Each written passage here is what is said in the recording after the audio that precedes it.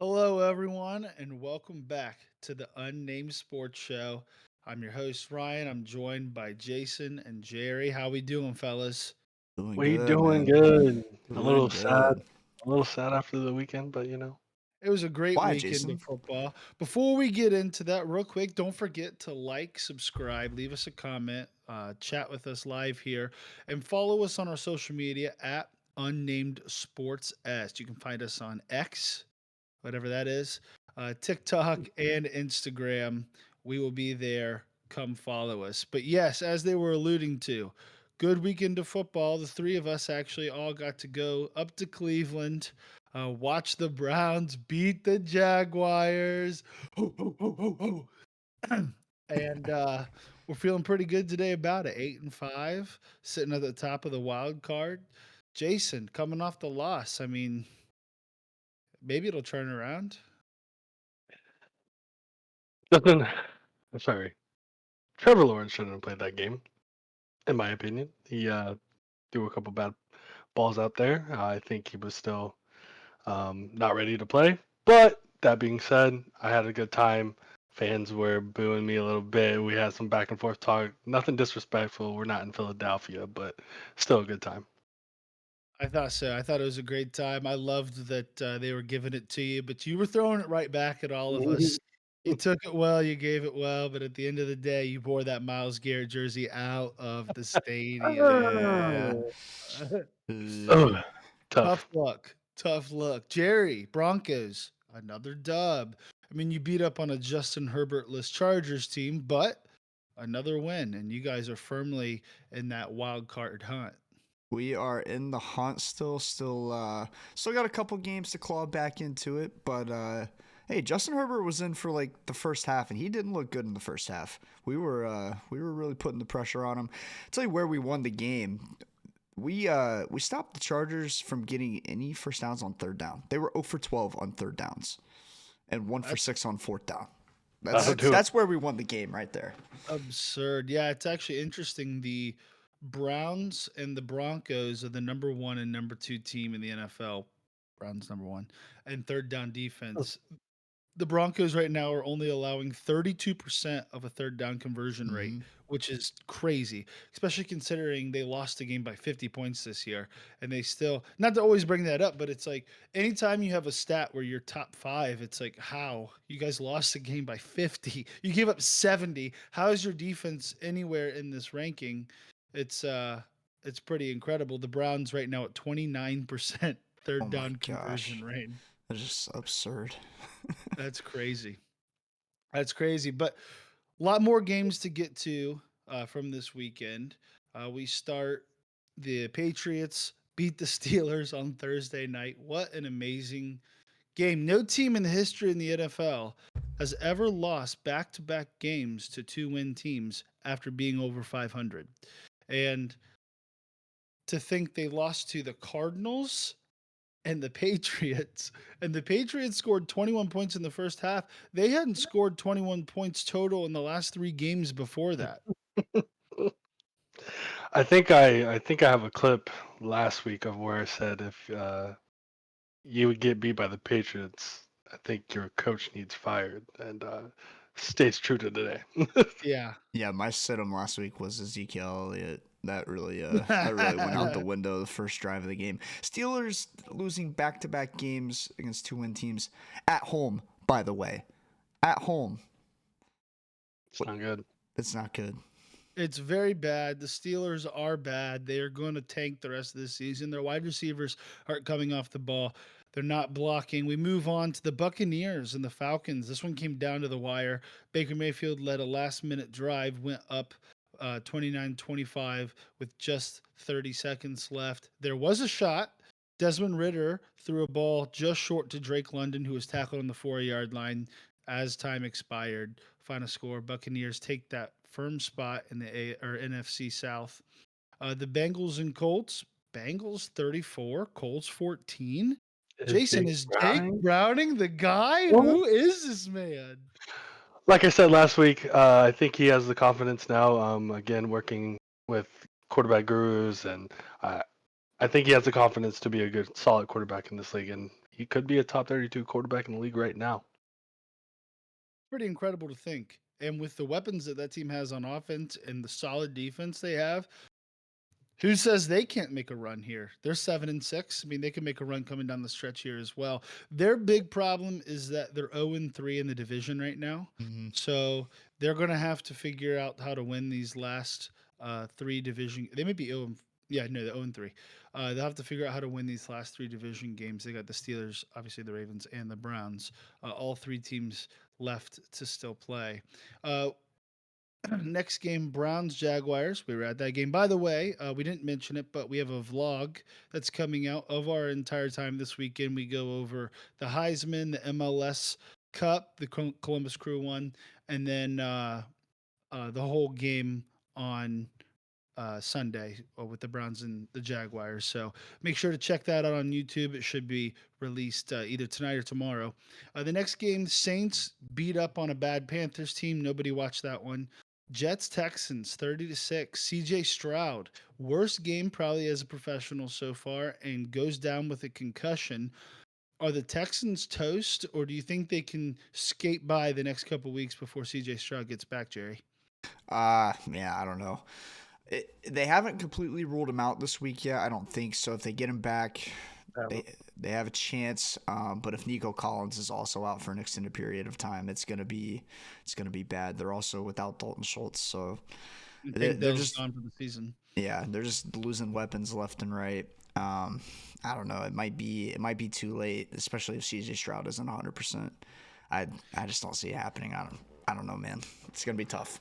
Yeah, they already didn't have a great weapon room, and then now they lose all three of their main targets, as well as one of the best performing quarterbacks in the NFL and one of the most electric rookies we've seen in a while. It's hard to tell.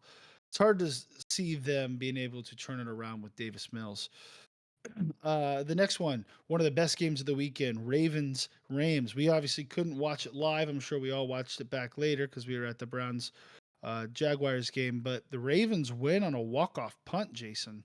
We haven't seen one of those. Only five of those ever happened in NFL history. Two of them this year. True. I think the Ravens kind of got bailed out a little bit. Big time. Lamar Jackson was playing a great game, but the receivers can't catch anything. They need to get some stickum on their gloves because they are dropping balls left and right. Um, I do believe they still are fine. They're going to win this game, these next few games, except for this next one because they got the Jags. Trevor Lawrence is going to come back, prove that he's a top 10 quarterback, and we're going to come out victorious against the Ravens this week. Tell you what, that would be tough to lose to three of the four AFC teams back to back to AFC North teams back to back to back. Uh, Especially at one point, you guys were 8-3, so Hmm. tough. But who knows? I'm rooting for you guys because if you guys win, that helps us potentially win the division. Moving on, we got the Bears and the Lions. Justin Fields makes a heck of a effort in this one. Tie game, 13-13 at halftime. He turns around and a mixture of both their offense playing well together, converting a 4th and 13 for a touchdown to DJ Moore, and their defense playing complementary, forcing turnovers. Jared Goff has 10 interceptions this season, five of which coming against the Bears. So they are The forcing Bears. turnovers exactly. And they dominated a team that everyone thought was in that echelon with the Eagles and the 49ers in the NFC. And it's becoming very clear that the Lions, while much better than they normally are not, I don't think they have not gotten to the point where you can consider them that A plus tier of the NFC. Moving on, the most boring game of all time, Vikings Raiders 3-0. Haven't had a game that low scoring, I think, in 50 or 60 years. I saw the stat the other day, but I'm not remembering it. I was really Uh, rooting for the 0-0 tie there. I know. That would have been It amazing. was so close. Absolutely amazing. 49ers Seahawks. 49ers continue their streak of dominance against Drew Lock, 28-16. Drew Lock, former Bronco, came out. He didn't play too bad, did he, Jerry? I mean, Yeah, he played okay. unfortunate that DK Metcalf gets ejected from that game for his shenanigans with Fred Warner, which I thought was kind of funny to watch because DK is like now the ultimate diva wide receiver, you know, kind of that we've had in the past, and he's becoming that guy. But the 49ers are going to be the 49ers, even on a Brock Purdy interception. That really wasn't his fault. They still ball out. Deebo Samuel with a huge touchdown. Everything that everybody was saying about Brock Purdy's, screen passes that go for 50 yards, he can also air out the ball. So it was nice to see from them, and that kind of helps Brock Purdy's MVP case, I think. Absolutely. And again, beating a good division opponent by double digit points, just stack it to the amazing resume the 49ers have put together this season. Jason, sorry, I'm going to throw this next one to Jerry too because I know he wants to talk about it. The Bills beat the Chiefs 2017 off of a controversial offsides call, and Patrick Mahomes can't stop complaining about it. Jerry, are they falling apart in I, Kansas City? I don't know what you mean by controversial because Kadarius Toney was about 60 yards offsides. How can you complain? You notice they're not complaining about him not being offsides. They're complaining about them actually throwing the flag, right? Because he is clearly offsides if you look at the replay of it. Patrick Mahomes is the biggest freaking crybaby I've ever seen in my life. How are you going to be so disrespectful and unsportsmanlike to Josh Allen in the postgame? That was the worst effing call I've ever seen. I can't believe they threw the flag. Worst effing call. Get the hell out of here, man. You're a freaking crybaby. Your team sucks this year. Your receivers can't catch the ball. I can't even line up on onside, for God's sake, dude. Get out of here, man. Get out of here. We're coming for that AFC West division title. We're coming for it.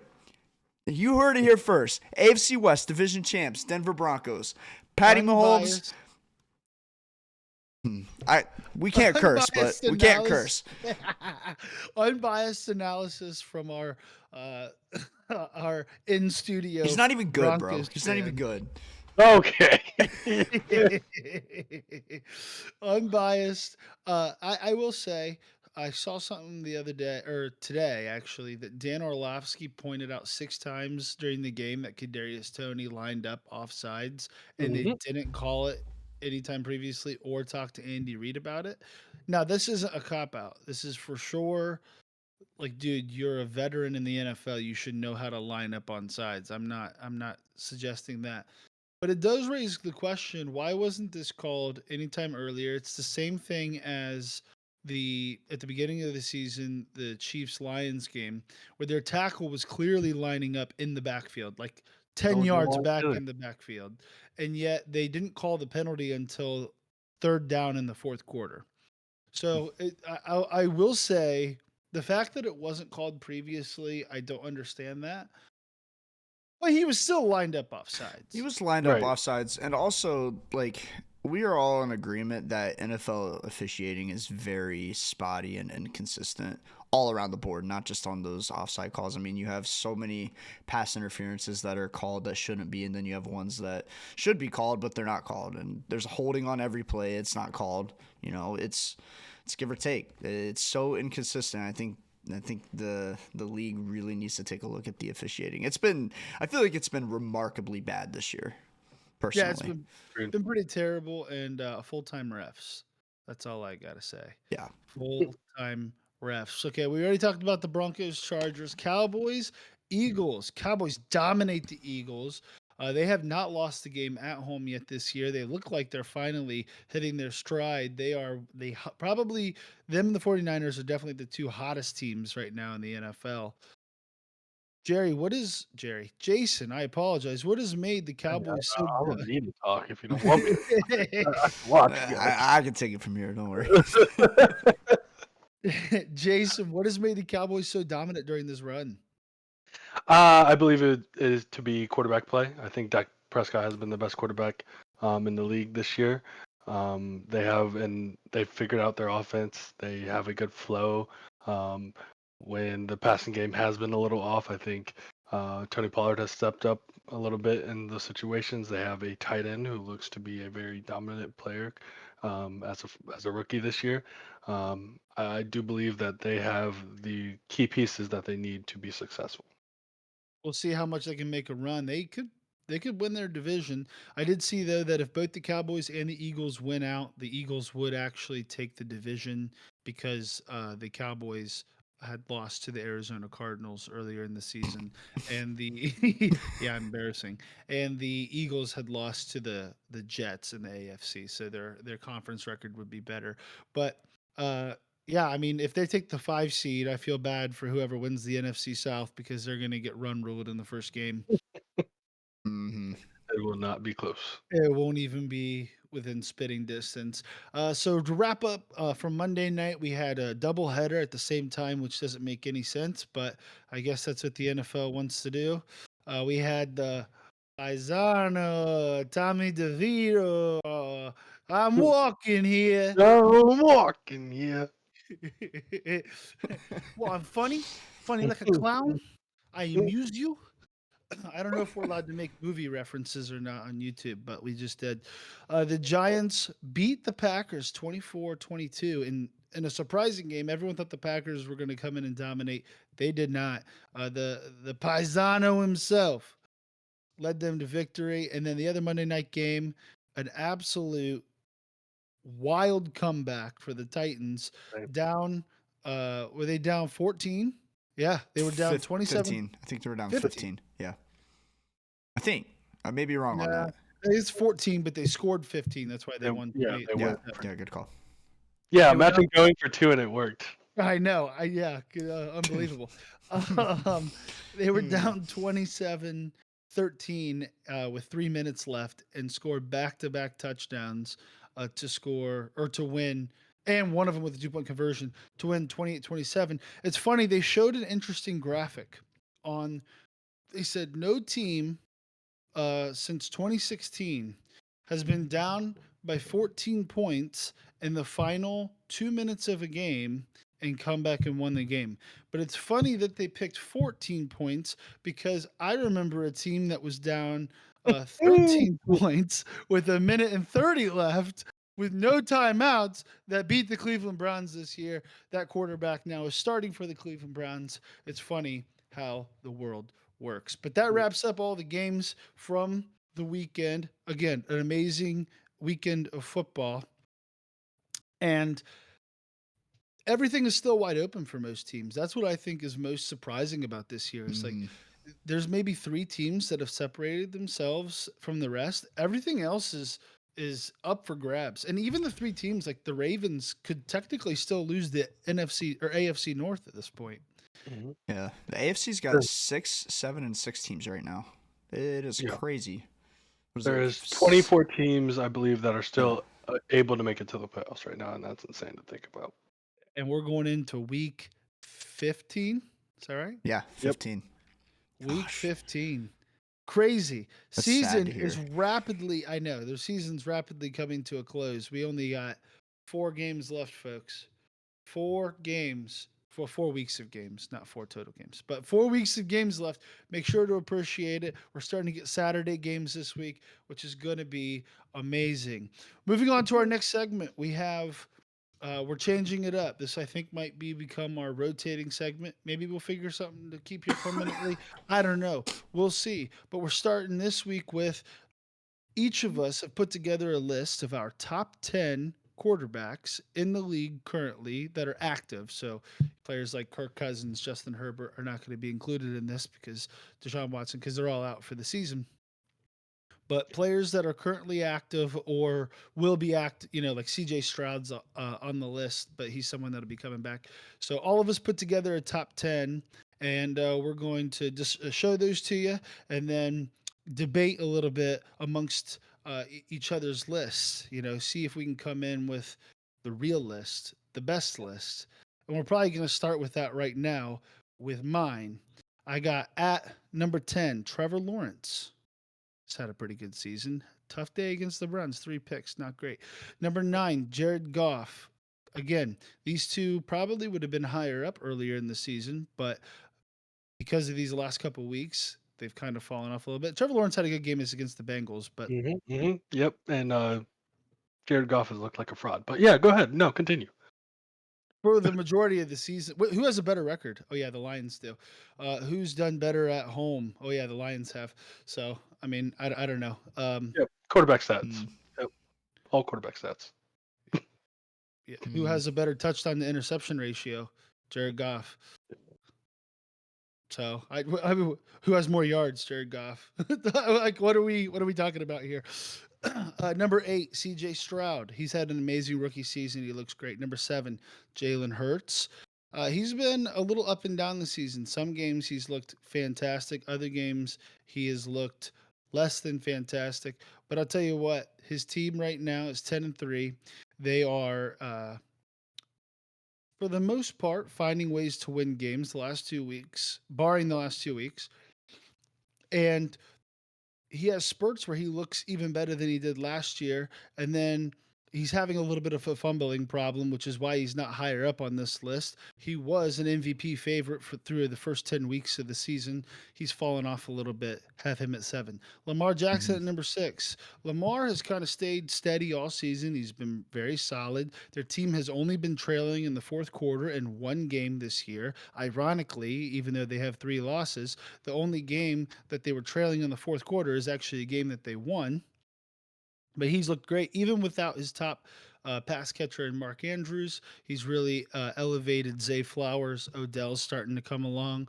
Rashad Bateman kind of is looking like a bust in the first round, but we'll see if he can put it together before the end of the year. But the Ravens are just a really good team.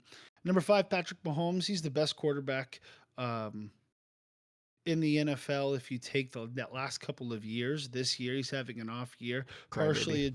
yeah, he's a big crybaby. Partially attributed to the fact that his receivers don't know apparently how to catch the football, how to line up on sides, any of that stuff. And he's clearly becoming frustrated with only being able to trust Travis Kelsey. That's not to say he hasn't still been great. He still has been pretty fantastic, but not the normal number 1 Patrick Mahomes.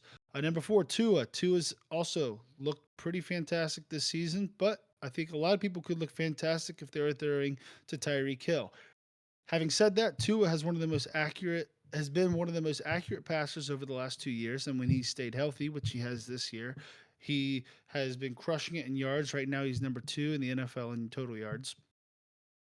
And again, he is that upper epsilon this year and a sort of dark horse MVP candidate. I think the 2 people at the top of all of our lists are kind of the top 2 to win it this year. But don't be surprised if Tua has a good couple weeks here to see his name start sliding up that. Number 3, Josh Allen. Josh Allen has had a little bit of an interception problem this season, but when he's not throwing interceptions, he's falling out of bounds backwards and hitting someone dead in stride or throwing a touchdown. He is tied for first in the NFL in quarterback rushing touchdowns, and he, I believe, I'll have to relook again, but I'm pretty sure he's number 1 or he's top 3 at least in total touchdowns scored. He makes fantastic plays with his arm. It's kind of unbelievable, actually, to see him throw the football.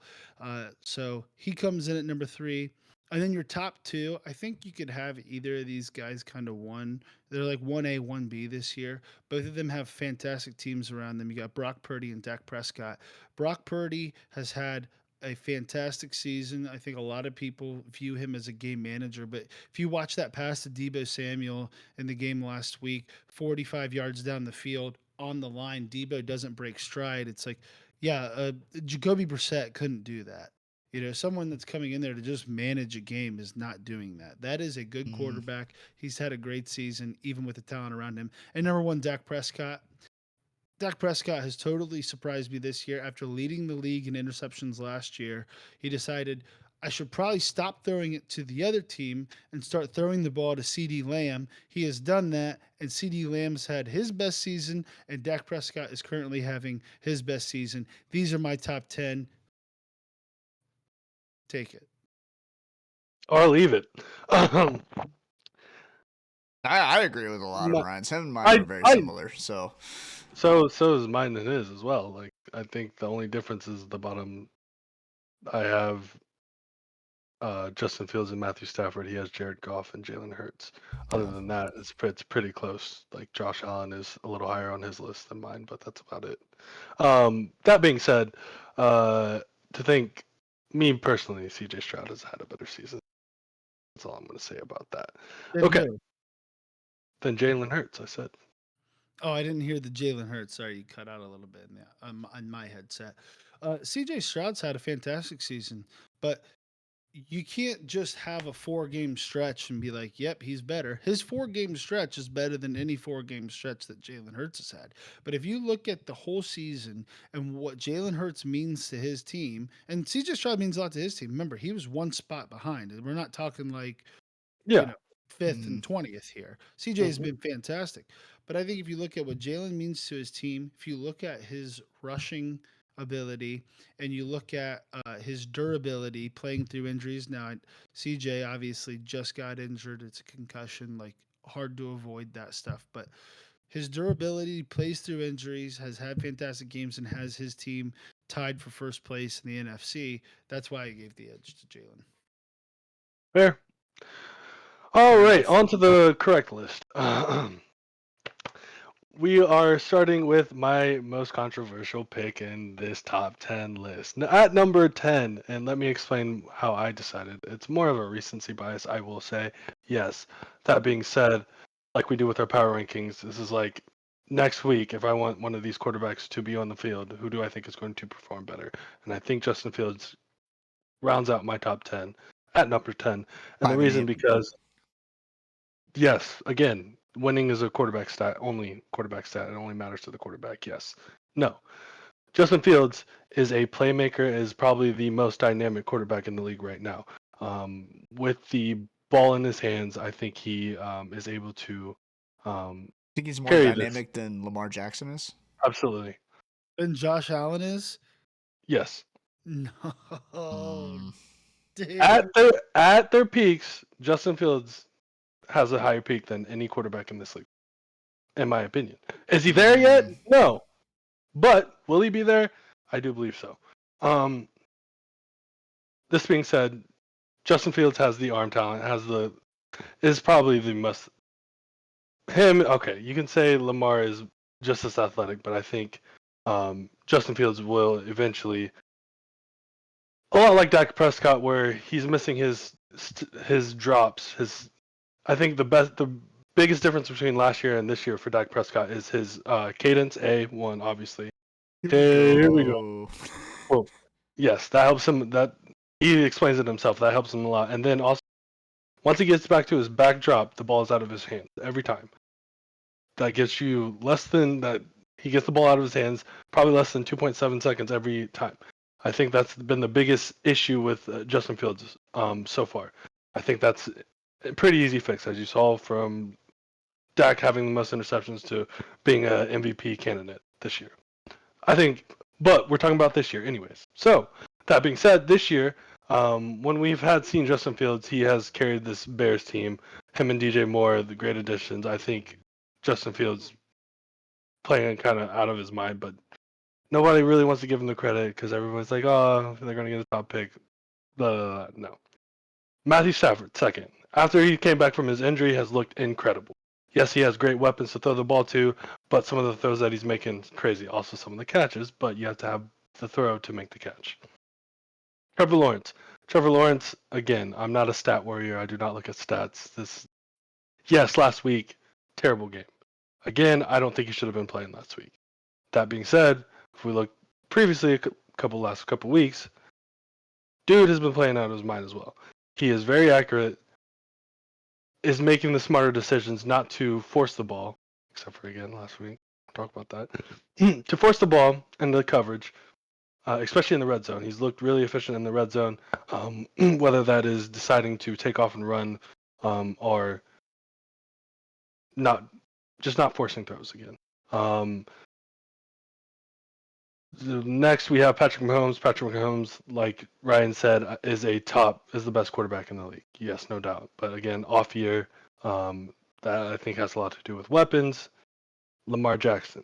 Lamar Jackson has probably been one of the more consistent quarterbacks this year. Hasn't had the flashy stats, but again, consistency is carrying his team. And also, like if he had the help of some some more, if he had more depth at wide receiver, if he had honestly just people that could catch the ball, like their drop rate is terrible for the Ravens. Josh Allen, I always give flack to. He's in my top 5. Why is he in my top 5? He's played amazing. Uh, Again, like Ryan said, bar the turnovers that everyone wants to focus in an eagle eye on. He's been carrying this team as well. He especially that Eagles game. If you look at pretty much everything but that interception he had, you look at all those plays that he was making, ridiculous. CJ Stroud, CJ Stroud. He had a play this week against the Chiefs where it was 4th down, and he Mhm. literally just stops, pump fakes 3 times, and Mhm. then, like, with just his wrist, throws Flicks it it, yep. 20 yards on a line. I mean, it was absurd. I didn't mean to interrupt, but No, you're Adam, good. You're right. Yeah, no, great. like thank you. Yeah, he yes, he is very dynamic. Again, I think at each other's peaks, I just believe Justin Fields has the higher peak. That's all I'm going to say about that. Do I think Josh Allen is more dynamic right now? Absolutely. Um, but that being said, he's at 5. Justin Fields at 10. Don't fucking throw my name in the mud. All right. CJ Stroud. Oh, sorry guys. It's okay. We'll edit it Uh, out. It's For fine. your ears at home. okay. CJ Stroud. CJ Stroud is at number 4 for me over Josh Allen, over Lamar Jackson, Patrick Mahomes, and you don't see Jalen Hurts here at all. CJ Stroud is top 4 for me because I do believe it. For the same reason he believes that Jalen Hurts is the reason his team is winning, I believe CJ Stroud is completely the reason why his team. If you were to tell me before the season started that Nico Collins, Tank Dell would have been so dynamic this year, I would have said you're lying. You're lying. It's not going to happen. Dalton Schultz, was he great with the Cowboys? Absolutely not. Did he have a good quarterback? Yes, he did. Does he look great this year before he gets injured? Yes. Mm-hmm.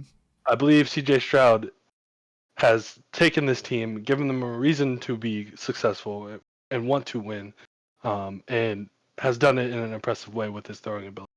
Um, a lot of people wanted to put, we ain't gonna say no names, but Bryce Young and Will Levis and um, Richardson above him. And like a week before the draft started, he went from second to possible first to second to not even the 4th best quarterback. Like, you're kidding me. Obviously, that didn't end up happening. But watching him at Ohio State, I kind of saw this coming. Very accurate with the ball. Um, More athletic than people give him credit for. And I believe he will be a perennial top 5 quarterback, top 10 at least, probably top 5 quarterback in this league. Tua, what can you say? When you got all the fast guys in the ball, it's easy to play quarterback, is it not? That being said, yes, stop to make the throws, and he's able to make them very accurate. Um, that's really all you need to say. Like, he's just played great, and I hope he stays healthy. But top 3 right now: Brock Purdy, Dak Prescott. I'm going to say 1 and 2. Brock Purdy's look good. Don't get me wrong. He has impressed me a lot more than I thought he was going to this year. But again, the steps that Dak took from last year to this year impresses me more than what Brock Purdy has shown individually himself. Team wise, I think Brock Purdy obviously fits his team so well, knows the system well. He was explaining the same play that you were talking. Throws it to Debo deep for that 50-yard catch. He's explaining what he saw from the safety. He's like saying the safety creeps up. I immediately, if this ball's not even supposed to go to him, I immediately look to Debo, throw it deep. Like, smart quarterback, has a good arm. A lot of people think he doesn't have arm strength. I mean, arm strength is more than just throwing the ball far. It's also velocity, and he has all of that. He has the full package. That being said, I think Dak Prescott offers a little bit more, with his legs. Um, and again, I think Dak Prescott just has the game figured out finally. I think this is the Dak Prescott you will be seeing for the rest of his career. Again, whether that's because of his cadence, because of his drop back, I think he has everything cleaned. He has the weapons, and he's able to make every throw. That's the correct top 10. And if you don't like it, You're wrong. I don't like it. I don't either. Leave it. Leave it. Okay. You guys already saw the top list. Do we even need to, Jerry? I mean, I'm just kidding. I can Jerry, speed run it if what you do want me to. got? Nah, I'm just joking. Jerry, what do you got for us? All right, I'm gonna start from the top and go down. I think, we've already hammered out Dak and Brock. It's pretty clear 1 and 2 right now.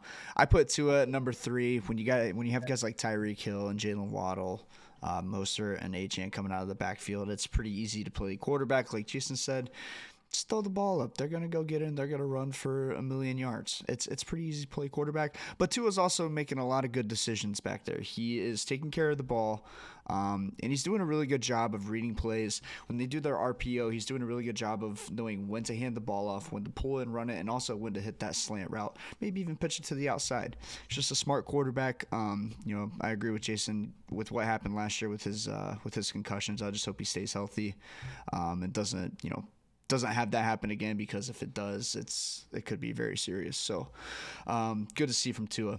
I have Lamar Jackson at number 4. When you have the 1 seed in the AFC, you're leading your division, piloting a team like the Ravens, even with the amount of drop balls that they've had this year, they're still pulling out games. And Lamar Jackson, Ryan said it best, he's just a solid quarterback. You know what you're getting out of him week in and week out. He's going to deliver. It's up to the guys around him to kind of support him.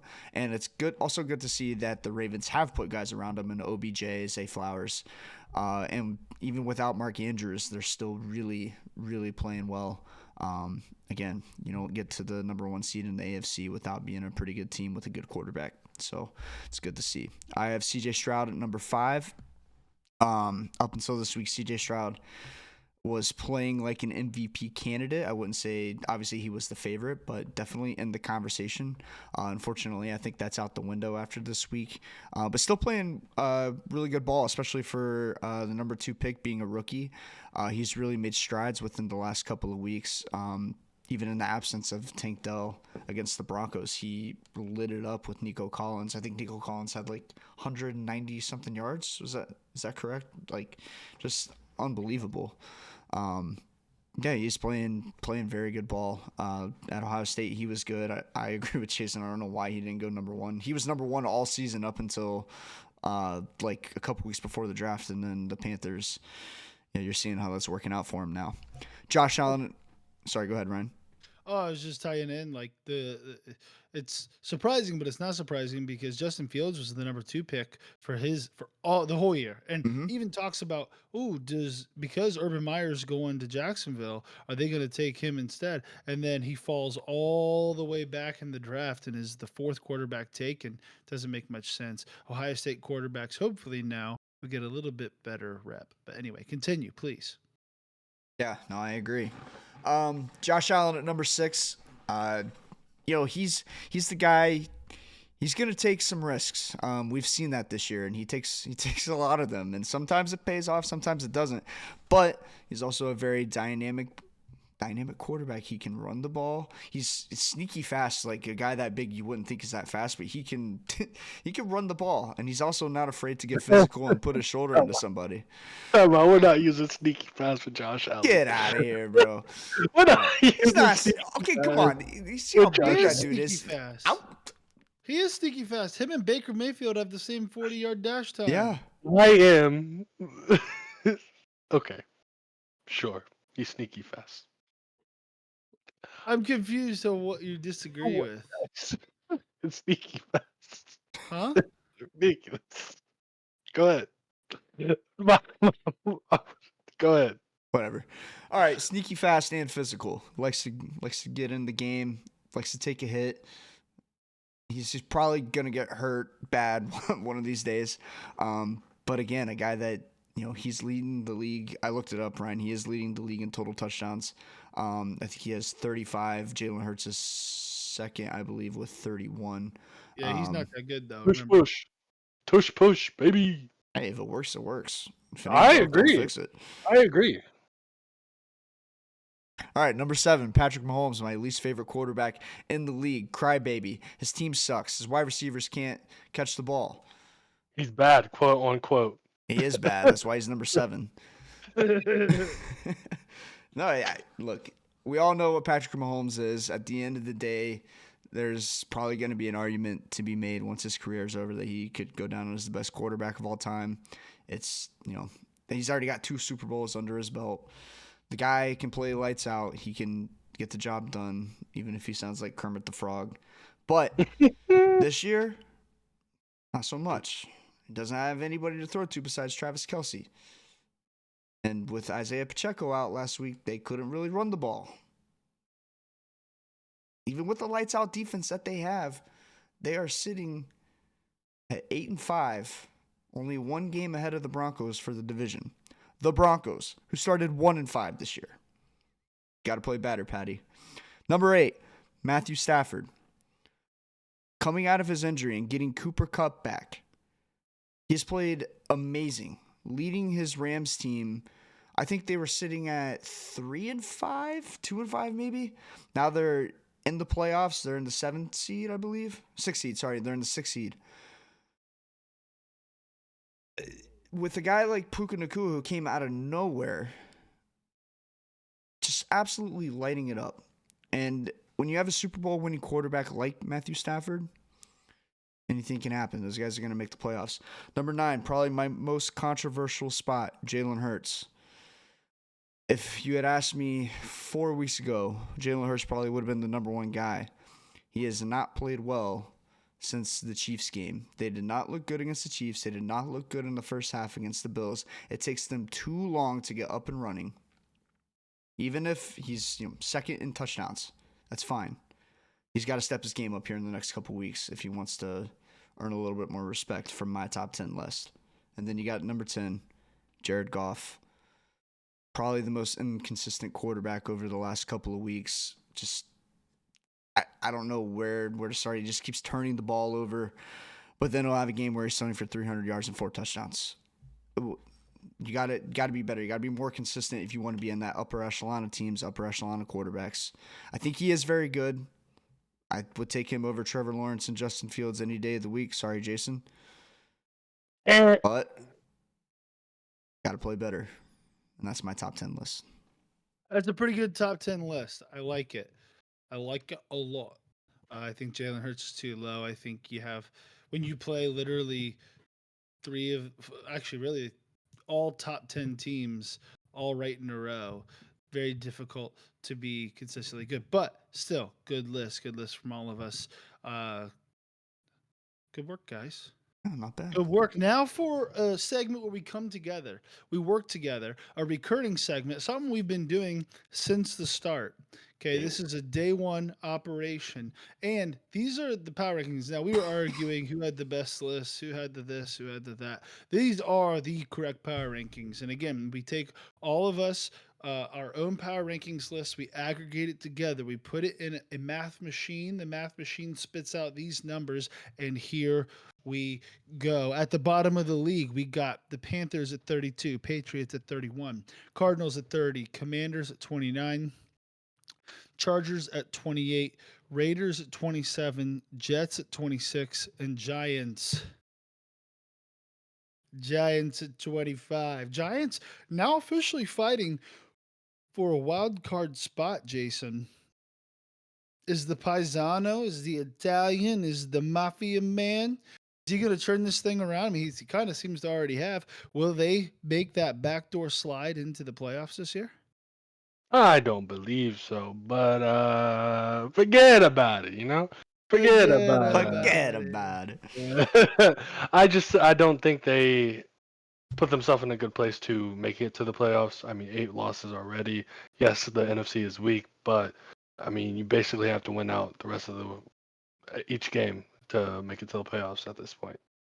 Very true. Mhm. Very true. But I'll tell you what, it's funny watching a guy that nobody even knew who he was take the NFL by storm just because he's Italiano and he's better than Danny Dimes. The guy still lives with his mom. I And he know. Pretty doesn't make awesome. $40 million. Mm. Pretty Mm. awesome. Our next set of teams at 24, we have the Titans. At 23, the Bears. 22, the Falcons. 21, the Saints. 20, the Pittsburgh Steelers. 19, the Vikings. 10, 10. So that does say 10, doesn't it? Or does it Nope, say 8? that's an 8. That looks like a 0 on my screen. Must be user error. 18, the Seahawks. Number 17, the Rams. The Rams are on a little bit of a tear lately. They beat the Browns. They had the Ravens this close to taking down the number one seed in the AFC. Jerry, does Matthew Stafford and the Rams? I mean, he was on your top 10 quarterback list. He was on Jason's top 10 quarterback list. They got Puka Nakua. They got Cooper Cup. Looks like their offense has it together. Is their defense going to be good enough down the stretch to keep teams from beating them in shootouts? I think so. I apologize. I made a mistake earlier. They're not in the 6th seed. They are, in fact, in the 8th seed on the outside looking in. But yeah, their defense, it's tough to say because they just gave up 37 points to the Ravens, right? But you look at that game, their one punt return for a touchdown with a really, really bad missed block in the back, by the way, on that punt return I saw away. two. Yeah. The first one I saw where he catches it and he goes around him like immediately as soon as he catches the ball. One of the worst misses I've ever seen. Very blatant block in the back. But they were in a position to win that game against the number one seed, the number one seed in the AFC Ravens. That's why they moved up 2 spots in our power rankings this week. Defense does got to step it up a little bit. Aaron Donald's kind of the anchor of that defense. He has been for a long time. There's no doubt he's going to come together with his team and play how he does, but the team around him's got to pull it together. I'll be honest, I haven't taken a look at their schedule. I don't know who they have left. I believe they have 2 division games left. No, just one against the 49ers. They actually have a pretty easy schedule.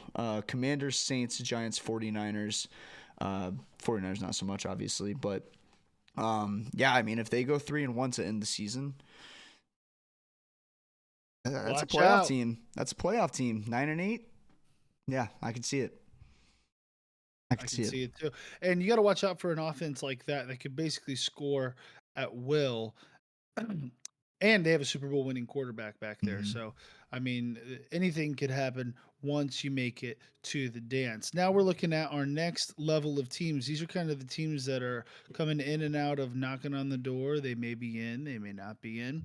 At number 16, we have the Buccaneers, 15, the Packers, 14, the Colts, 13, the Bengals, 12, the Texans, 11, the Bills, 10, the Jaguars, and number 9, the Broncos. The Bills at number 11. I've been watching a lot of other power rankings seem to have the Bills. I've seen them all the way up at 5, which to me is a little bit absurd if you have 6 losses on the season.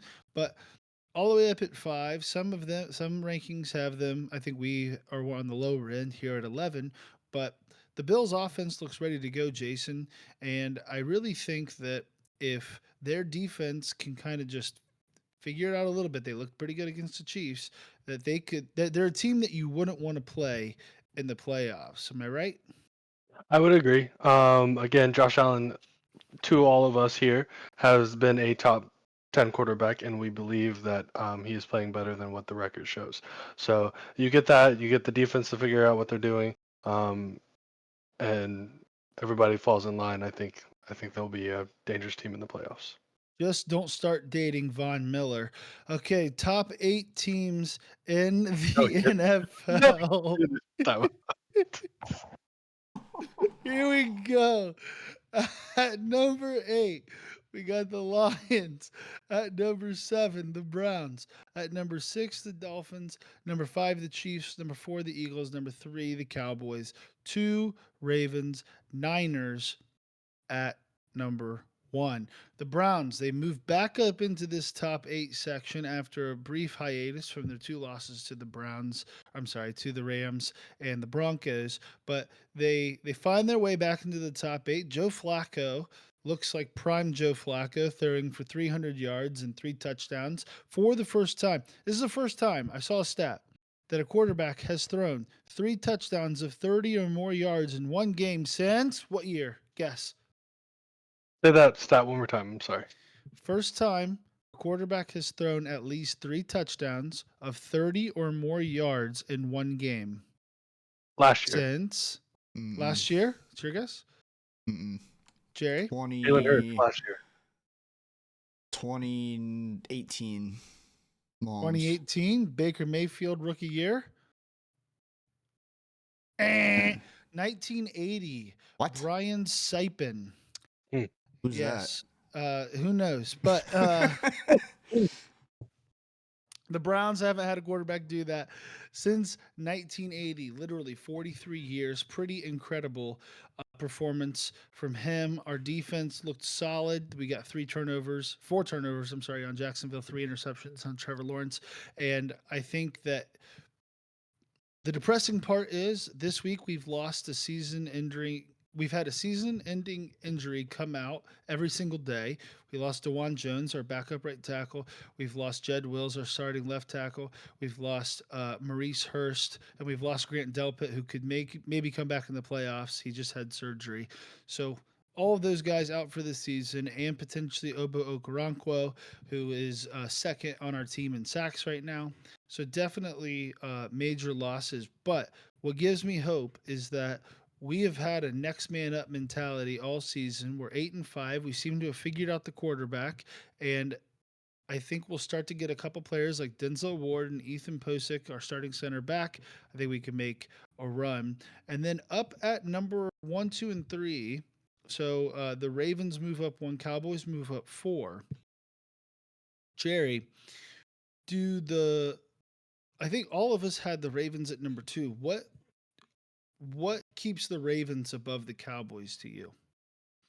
Yeah, I think our top three all were the same. Yes. 49ers, Ravens, Cowboys.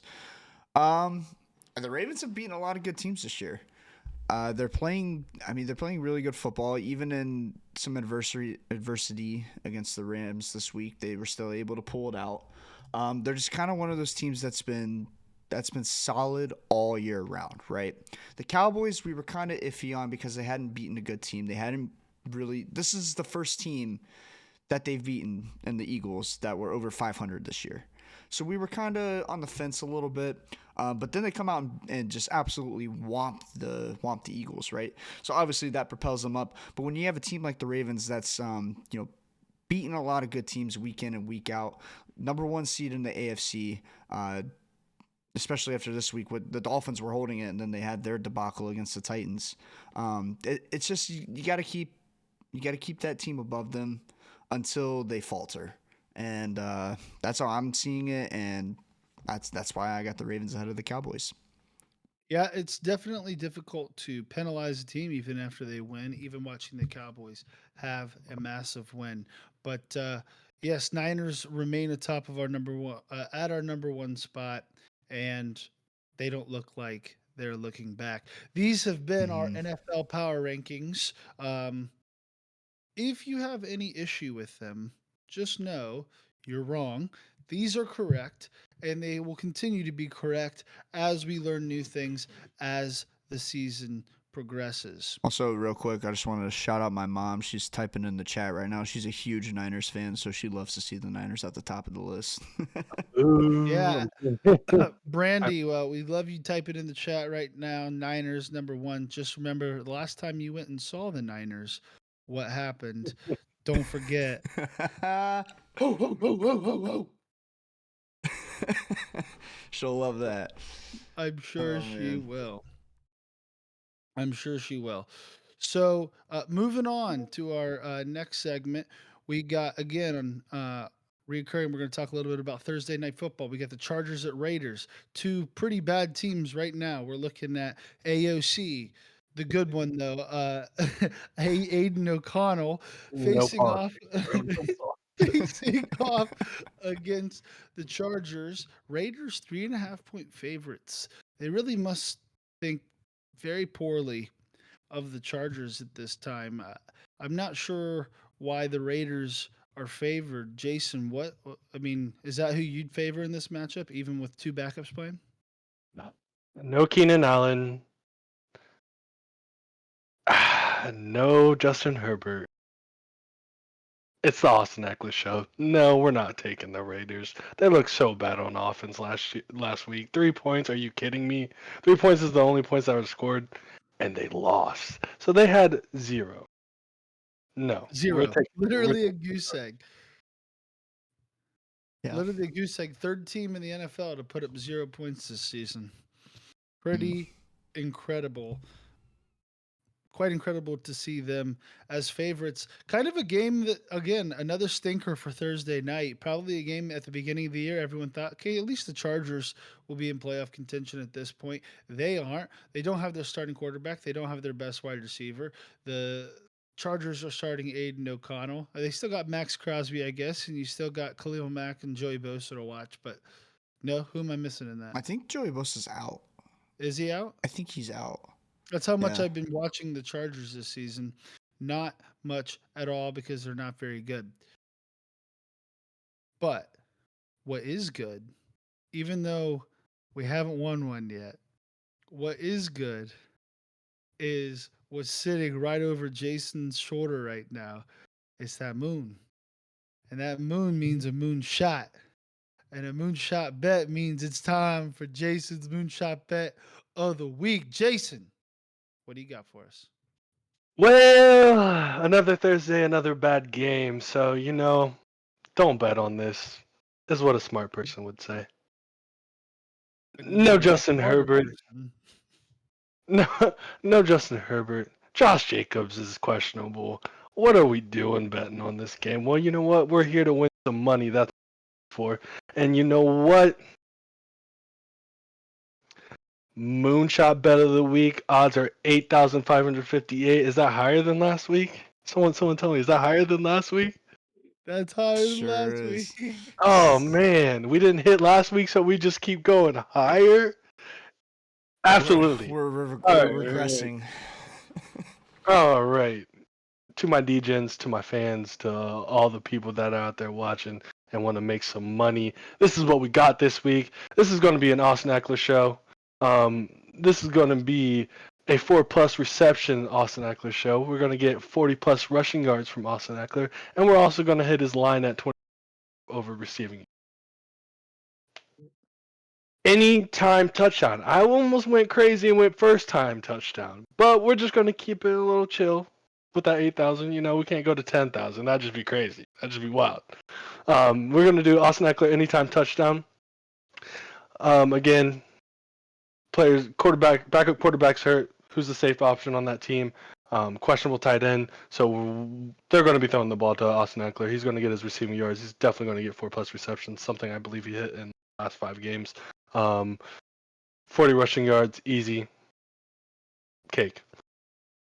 Devontae Adams, 40+ receiving yards, 5+ receptions. He has averaged, I want to say, at least 7 receptions in the last games. I think there's one game where he had 6. But 5 receptions, drop it down a little bit, easy hit.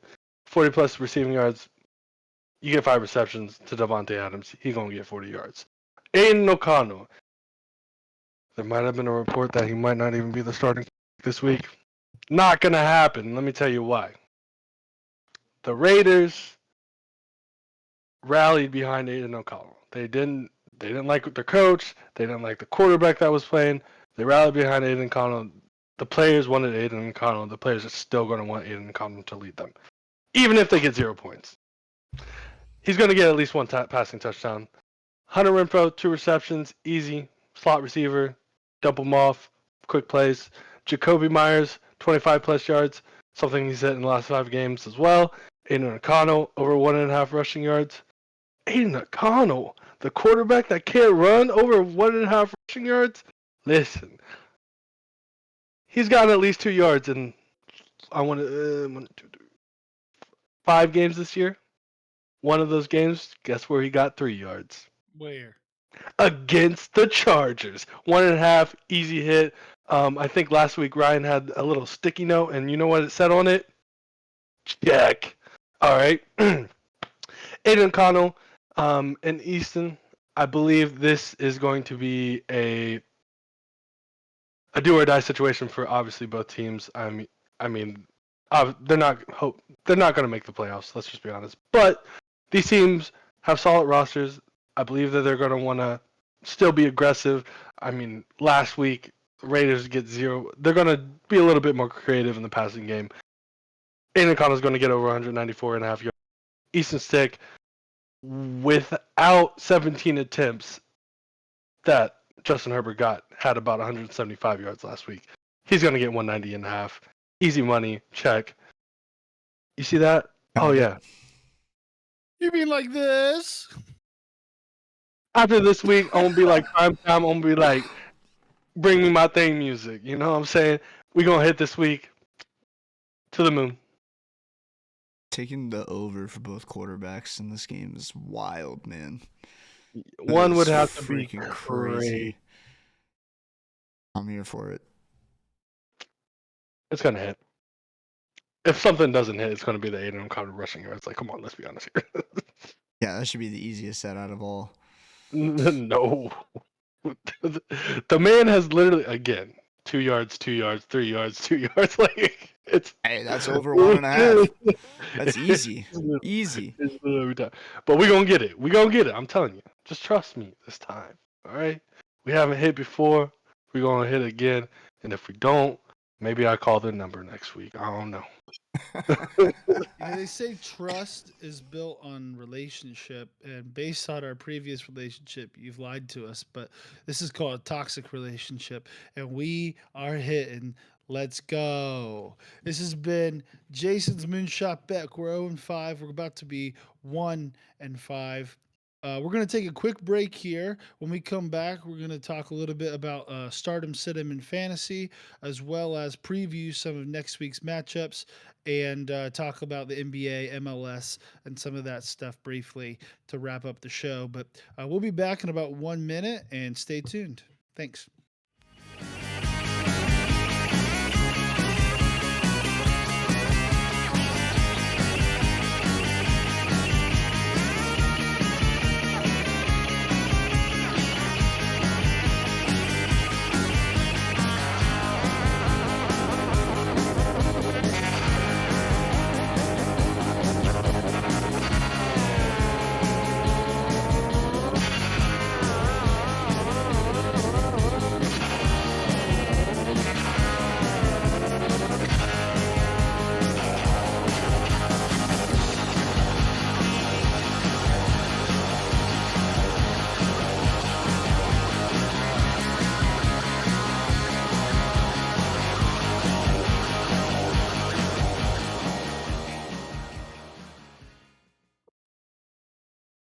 All right, welcome back to the Unnamed Sports Show. Again, don't forget, like, subscribe, leave us a comment. Make sure to follow us on our social media at Unnamed Sports S.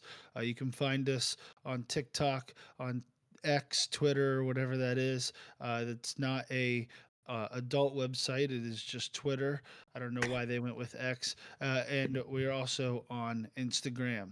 Um, some of Sunday's matchups. We got some good ones coming up Sunday. Before we're going to talk about today, first up on Saturday, we got three Saturday games this week.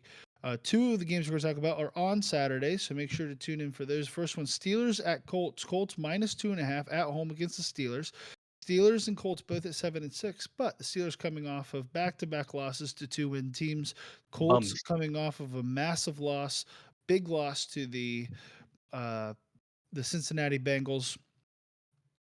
Jerry, what do you feel is going to happen in this game? It's kind of, again, another battle between backup quarterbacks.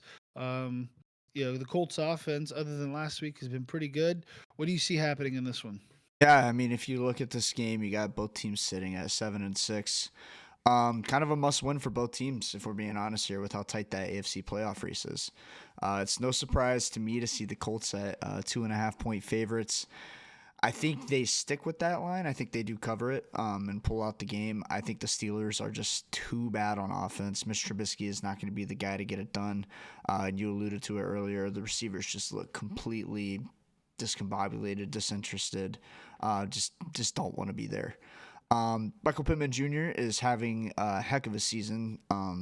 Absolutely his breakout season. And Gardner Minshew has come in and really led the boys to a nice a really nice performance. Unfortunate loss to the Bengals last week, but I think they bounce back at home this week against the Steelers and pull it out Saturday afternoon. Yeah, I will both agree and hope for that outcome, considering we have a win over the Colts, and I hate the Steelers. So definitely rooting for the Colts to take them down and continue their tanking for the rest of the season. I hope they end terribly. Moving on to the second of the three Saturday games, the last of the Saturday games, we have the Broncos, Jerry's Broncos, taking on the Lions. Largest line for the Saturday games. Lions 4.5 point favorites at home against the Broncos, who have looked really good lately. Again, starting 1-5, they now are 7-6. The Lions coming off of two back-to-back very poor performances, still favored. How do you feel about this one, and what do you think the outcome is going to be, Jerry? Nobody believes in the Broncos still. After the last 6 weeks, going 5-1, or sorry, 6-1 the last 7 weeks, going 6-1 in the last 7 weeks. No one wants to believe in the Broncos. Against the Lions, I kind of understand. The Lions are the kind of team that can really force the Broncos into bad situations. Um, Jared Goff in that offense is very, very explosive. They can score at will if Jared Goff doesn't turn the ball over. You know what Denver does best? They force guys to turn the ball over. So if Denver can force some turnovers like they have during the stretch, and Russell Wilson can hold on to the ball and play a good game, just taking care of business. Maybe another moonshot to Cortland Sutton over the top. That pass was so beautiful in the catch. Oh my god! But yeah, if we can hold on to the ball, not commit any turnovers, and force the ball out of Jared Goff's hands, maybe into Jaquan McMillan's hands, maybe into PS2's hands, I think we can pull it out. What's nice too is like Russell Wilson is starting to look like old Russell Wilson. That Mm-hmm. throw to Cortland Sutton, while a beautiful pass, also made the defender look very silly. Thought he was going to rush outside and he just runs like straight up into the pocket and guy just totally whiffs on him.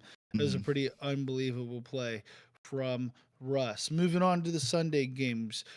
In that afternoon window, we have Cowboys at Bills. Bills in a little bit of a tough set of games here. They are favored at home against the Cowboys, who are red hot right now. Jason, why are the Bills favored? The Bills are favored probably because of Josh Allen. Other than that, I do not see why you could have them favored over the Cowboys. They do not cover that line. The Cowboys win this game. Dak has been too hot for them to lose this game. I don't see why they would be favored in this game, to be honest with you, Yeah, other one than thing being to at look. home. Fair enough, fair enough. One thing to look at, the over under set at 50.5 points. That may not be enough. With as good as Yeah, these Mm-hmm. offenses can be, that may not be enough. Honestly, the with the Bills banged up as they are, the Cowboys might just score 50 points themselves. So that'll be one to maybe hit the over on, I would say. That's gonna be a That fun takes game to watch. It's gonna be a very fun game to Yeah. watch. A very fun game to watch, but another great game, another fantastic game, one in the AFC with a lot of playoff implications. On Sunday Night Football, we have the Ravens traveling to Jacksonville to take on the Jaguars. Ravens 3.5 point favorites on the road. Jason, what about this Jaguars team? Do you think they're the type of team that's going to really come together, bounce back after back-to-back losses, even though they got the number one seed in the AFC coming into town? absolutely. While we do have the number one seed, it's still a tight ship. I mean, the Colts could even end up being the number one seed if we don't start to win games. If you remember last year, the Jags were in a bad strut, and then towards the end of the season, turned it around. I think Doug Peterson is able to do that. A little disappointment on the play calling lately. I think we'll get the ball to Travis Etienne a little bit more creative, and I think we'll be able to win this game. Um, they don't have David Njoku, so we're good. All right, we're good this week. Good point. Good point. The Ravens do not have David Njoku, but they do have Zay Flowers. You know, you have to like Zay Flowers. But anyway, I thought I'd do a little Miley, try to connect with the audience a little bit. But those are the games this upcoming weekend. It should be another fantastic week of football. A lot of good matchups, and it'll be interesting to see where it shakes out. We're in this mode where we're like, okay, if we just win this game and they lose this game and they win Yeah. this one and then we win this one, but they lose this one by this much, then we're gonna make the playoffs. But we could get the home and then the division and that's literally what all of us have been doing this Yep. entire week. I have looked at like 50 bronze scenarios, what could happen. It's the best time for football. That's why they say it's the most wonderful time of the year. I don't know anything else why or any other reason why they would say that around this time. Couldn't be Christmas. No, definitely not. No. Oh, yeah. That's religious. We try and stay All right, separate from all right, religious AOC. icons on My this favorite show. Christmas All gift right, is AOC. football. Hey, isn't Facts. that absolutely right? So those have been our games on Sunday. We're going to continue also with our fantasy stardom situm. We'll go ahead and start with Jerry this week. Jerry, who is your stardom and who is your situm? My stardom is backup running back for the LA Chargers, Joshua Kelly, with Easton Stick starting. And right before we came on the air, I found out from my good friend Jason, sitting next to me about 2 hours away in Columbus, that Keenan Allen is also not playing this week. So they are going to lean on the run game very heavily this week. And Brandon Staley has already said that Austin Eckler is going to be kind of giving up the rock a little bit. He said that Austin Eckler really hasn't performed, which he hasn't. He's honestly looked very slow, kind of getting a little older now. But they're going to start splitting time with him and Josh Kelly a little more, so it's even more of a reason to start Josh Kelly. And in this season, earlier in the season, when Austin Eckler was out with his injury, Josh Kelly was averaging about 3.6 yards per carry and had a game against the Chiefs where he wasn't the premier back, but he was able to bust off 7 carries for 75 yards and a touchdown. He is my stardom for the week. Yeah, I mean, when you have the starting running back who's going to be splitting time and you have a backup quarterback in, I think it's a pretty good option to have the second back for that team. Maybe in your flex spot, if you're really down bad, you could put him in that RB2 slot. But that's only in dire circumstances, of course. My situm, kind of a surprise to my co-hosts this week. DK Metcalf, wide receiver for the Seattle Seahawks. The Eagles are in must-win territory if they want to get that number 1 seed or even win their division. They have to win out because the Cowboys are kind of getting through their stretch. They've really put it together, and now they're the leader in that division. I know you said earlier if the Eagles went out and the Cowboys went out, Eagles get it. Even more of a reason for the Eagles to turn the ship around and win out. Why am I talking about the Eagles when DK Metcalf is my situm? Well, that's who they're playing this week. It's the Seattle Seahawks. So that Eagles defense, Darius Slade and Bradbury have got to turn it around. They have got to shut it down on the edges, and I think this is the week they do it. DK Metcalf obviously thrown out last week against the 49ers. Fred Warner got under his skin. DK Metcalf takes him by the face mask, kind of throws him on the ground, gets ejected.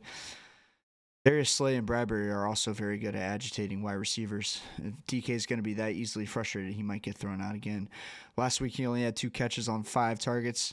I'm looking for another, he had 2 catches for 50-something yards and a touchdown. Don't get me wrong. Not bad. But, from a guy like DK Metcalf, you're expecting 7-8 catches a game minimum. So my reasoning is that the Eagles got to turn it around, and I think this is the week that they do it.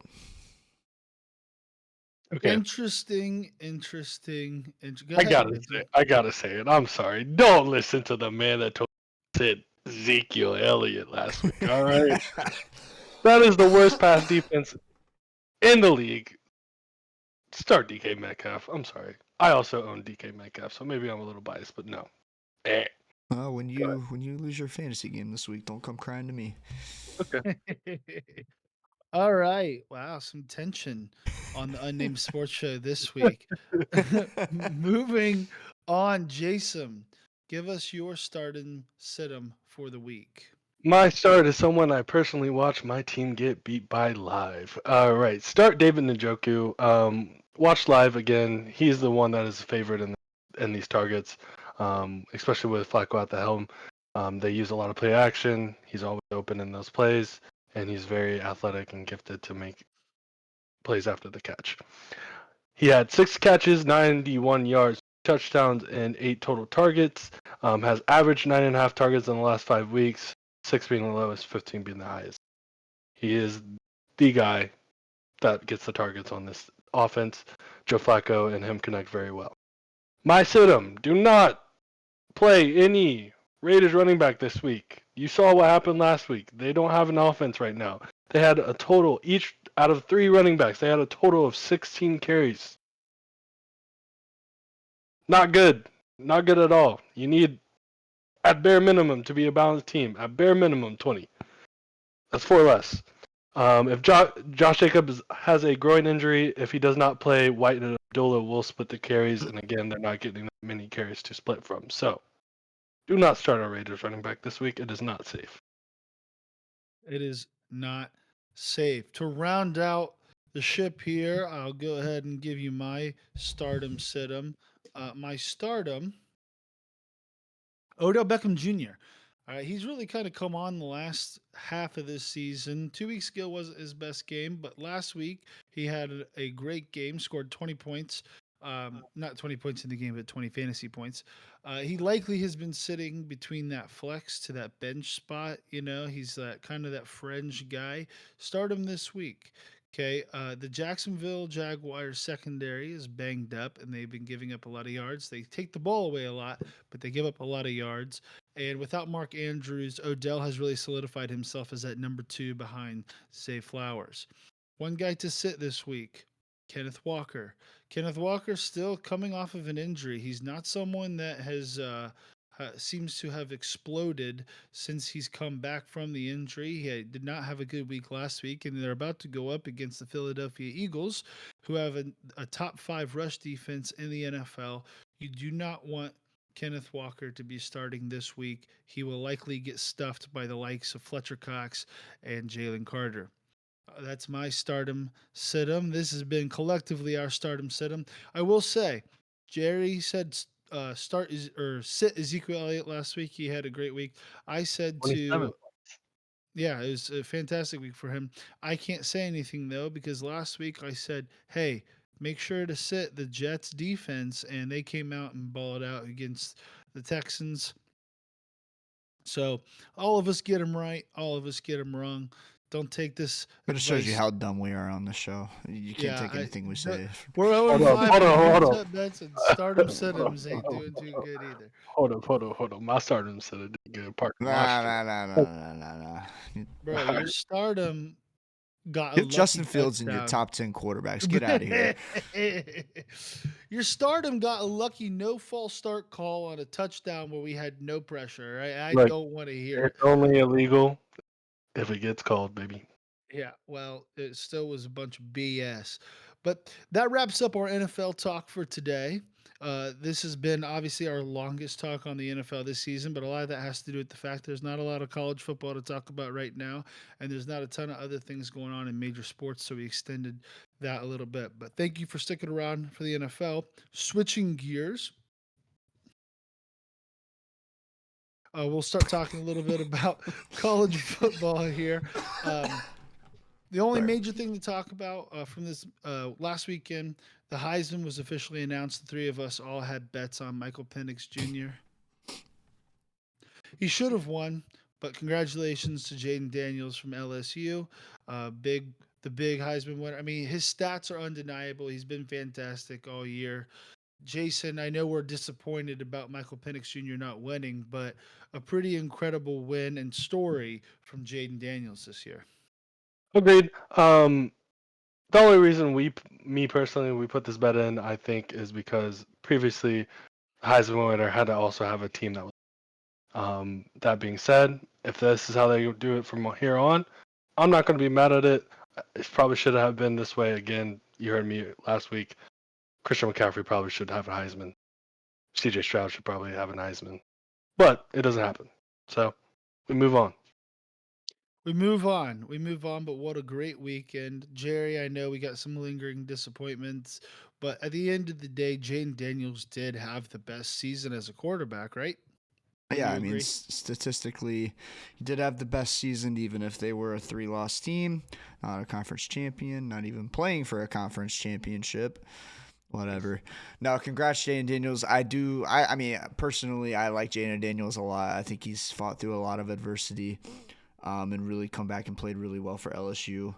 Uh, Unfortunately, his defense kind of stunk this year, and that was honestly why they had three losses. It was not really his fault. The guy's gonna be something special when he goes to the NFL.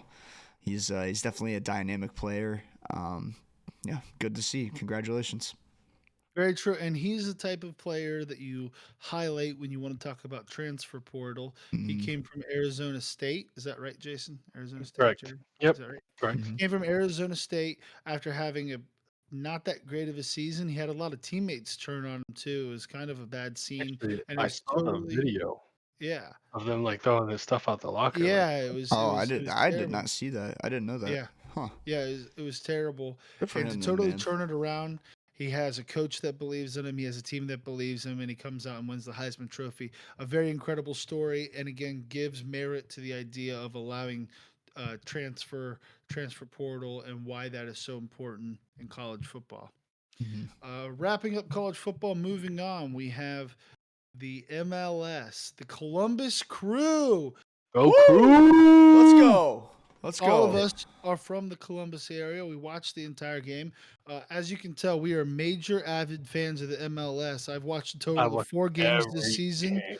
and I believe they combine for 2 games if each one watching one counts as one. I watched So 90 minutes. Amen, brother. 90 minutes of football, as the Europeans say, but we are in America, so we call it soccer. And it was actually a really fun game to watch. As little as I know about uh, the rest of the teams in the MLS, I do know a little bit about the Columbus Crew, but we dominated from the front Mm-hmm. end to the back end that entire game. We had set the ball 70% of the game.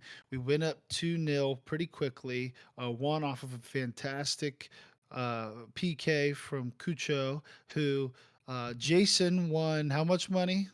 Good memory. $25. Oh yeah, Woo. off of first goal scorer. Bet that he placed right as the game was kicking off. And then the second goal was by Yaboa, who has not Your scored a boy. postseason. Yeah, Yaboy. Yaboa, who has not scored a postseason goal this entire year, ever in his career, actually. And he comes out and he scores in the MLS Cup Championship. A pretty fantastic game. We gave up one goal down the stretch, actually off of a save, bounced off our goalie's face, kicks it in to get it to 2-1, and it was a very stressful end of the match. But at the end of the day, the Columbus Crew come away victorious in Columbus. It is pretty amazing to see happen. Did you guys get the opportunity to go to the parade in No, I Columbus? I've been working, Ah, unfortunately. This no. thing called a job. Oh, Man, sucks. Not able to make it, but hopefully it was as fun and rowdy as any other parade. It was kind of cool too. The owner of the Columbus Crew is the same owner, the Haslams of the Cleveland Browns. So they did a big. They showed at halftime and at the beginning of the game, I believe. Mm-hmm. They took credit or they took time out to give credit to the Columbus Crew for winning the MLS Cup, which is pretty cool to see. Next up, we got the NBA. Lakers win in season tournament. Jerry, I LeBron mean, all I James. know, I don't LeBron, know man. anything. I don't know anything about the NBA right now, other than I said weeks ago. I said, "Watch out! Is LeBron James still playing? Oh, he is. Is he still playing for the Lakers? Oh, he does. Lakers are winning. Yeah, I mean it's pretty easy to go out there and just pick the best player to win the NBA in season tournament. Oh, Hey, it what you paid telling me? off. It takes more guts to pick teams that don't have the best player? I think that's just Hey, stupid. at the end of the day, you were right.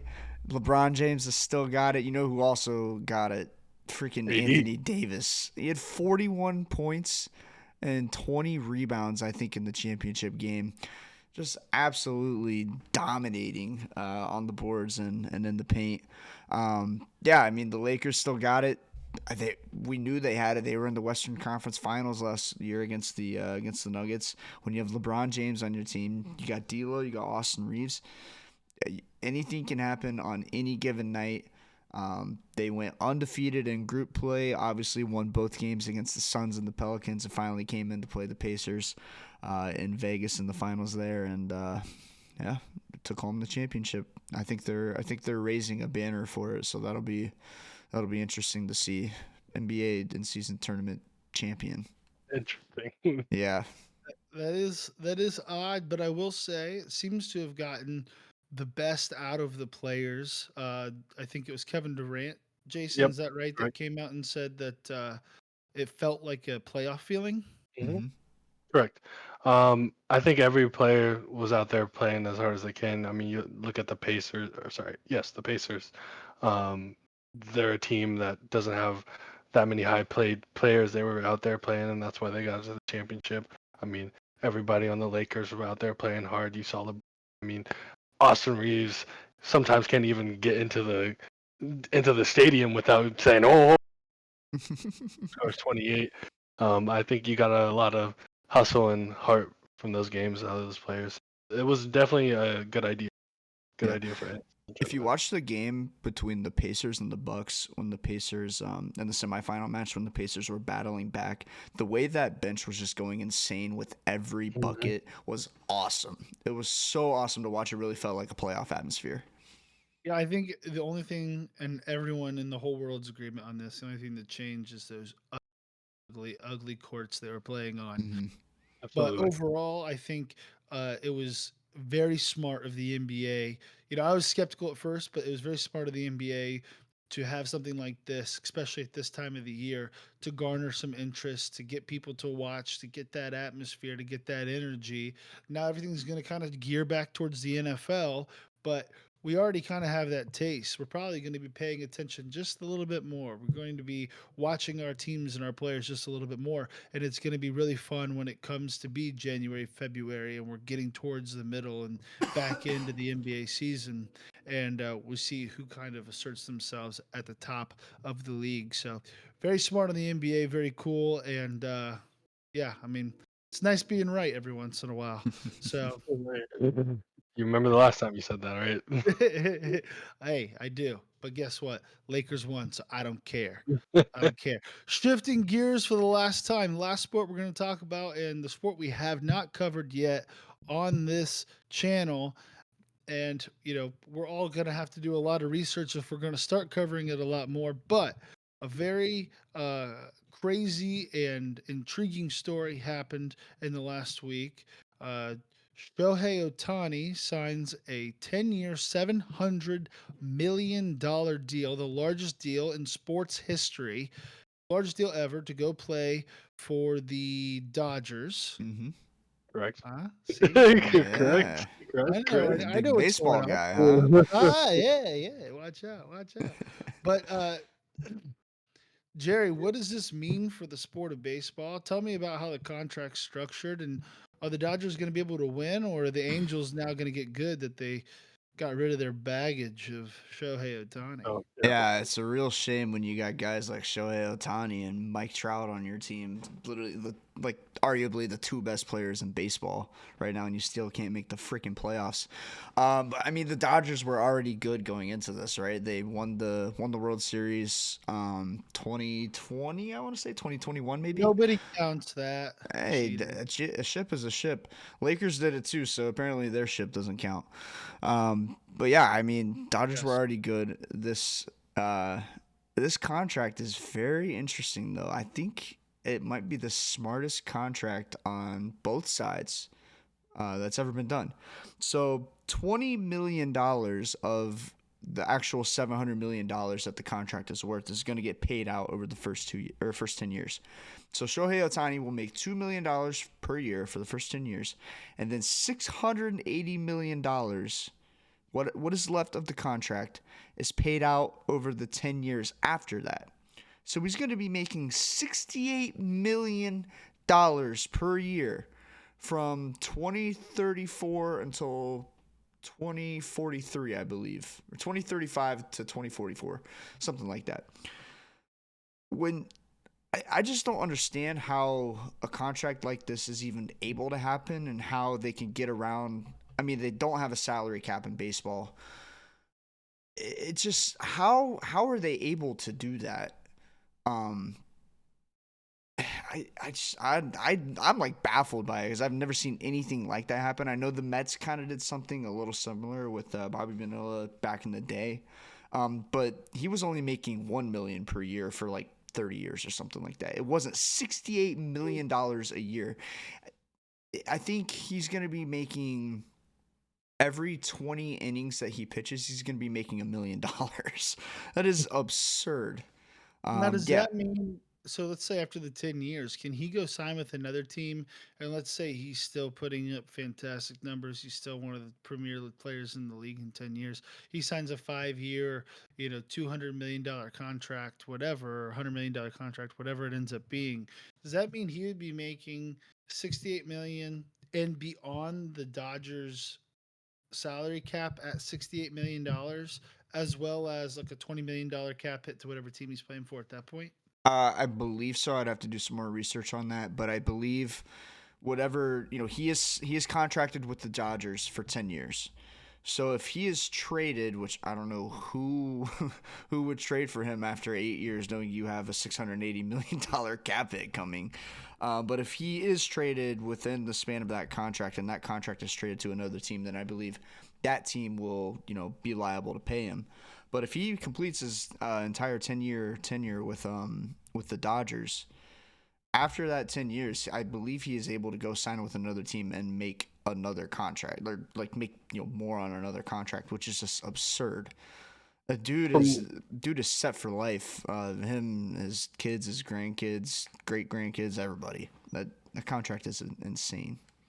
from what I read, I don't know how official that was at the time when it first came out, but I believe that 68 million comes after he retires. So I'm not 100% sure if Mm, he like if he's able to sign with a different team afterwards. Yes. But I don't believe that 68 million is offered to him till after he retires. okay, I thought it was just till the end of the contract.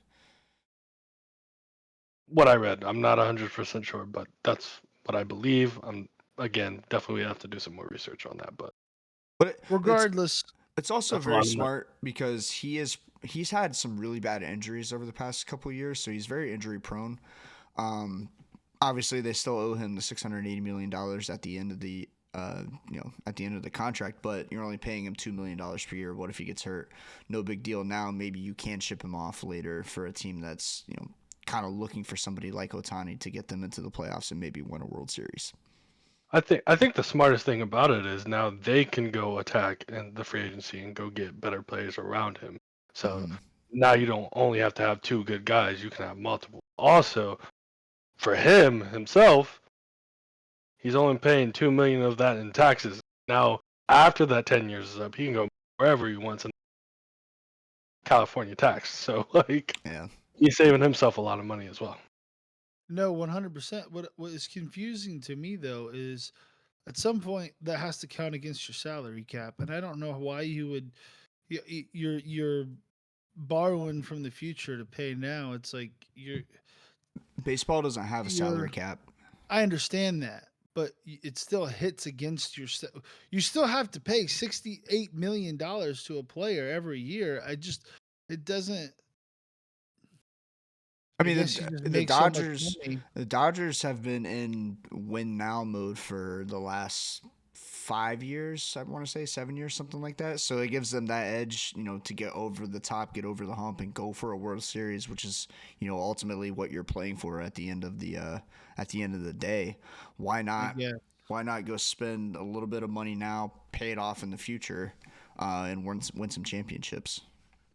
I suppose, but it just seems to. I mean, don't get me wrong. It's good for Otani to get that contract. That's amazing. I'm quite. I definitely support the players going getting the bag. Good for him. But I just That's just a wild concept to me. I guess Yeah, it's I'm crazy. just so used to NFL contracts that it's just like this doesn't make a lot of sense. But hey, if the Dodgers win two World Series in the next 10 years, it's 100% worth it. So if Mhm. they Hear me win out. one, it's honestly. Hear me out. If we could refer this contract to anything close to in the NFL, it's your quarterback, sir. It's the closest thing we have to it. So Honestly, obviously it's on a different level, but like yeah, it's pretty much the same. Like same idea, same concept. Yeah, but it's not though. We pay him every single year. Right, Like but it we're was not backloaded, correct? well, not originally. yeah, they They restructured it. restructured it so that they could pay out a couple players. But even at the max, he's getting paid $68 million in 1 year max for 1 year. And then it Right. goes back down. So you're not talking about 10 years being paid $68 million. Like that's crazy. I mean, if you put it this way, think about the Browns where they're at. Obviously, a very good team with a quarterback could probably be playing for a Super Bowl, correct? Like with a defense like that, the weapons they have. Why wouldn't 100%. you want to go get a guy like Patrick Mahomes if you have the option to pay him a little bit of money now and then defer it into the future and win a couple Because championships? I don't have a problem with the basic concept, but you're talking about numbers of more than any NFL quarterback right now getting paid every single year for 10 years after he's done playing. That's the part to me that's like, okay, if you're backloading it to like, okay, I'm screwing myself in 4 years because I got to pay all of his money then. Okay, I get that. You go, okay, we throw our hands up the 1 year. We don't have anybody else on the team. Fine. But you're talking about 10 years of paying max quarterback contracts to a guy not playing for your team. That to me doesn't make a whole lot of sense. But I'm not an MLB savant. I don't GM any teams. And again, if they win some World Series here, it's 100% worth it. And Otani is a fantastic player. He's really one of one as far as being able to pitch and hit. So, uh, good for the Dodgers, good for Otani, and we'll see where it goes. Yep. And We'll see. I, baseball with their rules are just they're so weird because they have a trade deadline, but, but then they still trade players after the trade deadline. I don't even how does that work? Who knows? I Something don't. we probably should do research on before we Yeah, start talking about it on our sports Mhm. podcast. The things we don't know, it's gonna be a but long summer. yeah. But that'll wrap up our talk on the MLB and on sports today. Thanks for joining us. This has been our longest episode, but it's been a lot of fun. Got a lot of heat going on today. And of course, you saw the greatest power rankings that exist. So, be sure to take a look at that, memorize it, and know that it'll probably change next week. Thank you guys for everyone for joining us. Make sure to like, subscribe, comment, follow us on social media at Unnamed Sports S on Twitter, on Instagram, and on TikTok. And be sure to join us next week live, 7 o'clock on Wednesday. And we'll see you then. Peace out. Later.